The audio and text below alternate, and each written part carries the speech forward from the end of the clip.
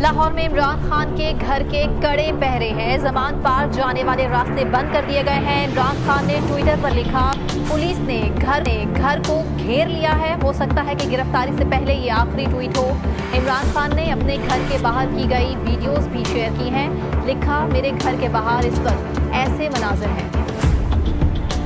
पंजाब की निगरान हुकूमत की कार्रवाइयां। लाहौर में इमरान खान के घर की तरफ जाने वाले तमाम रास्ते बंद कर दिए गए।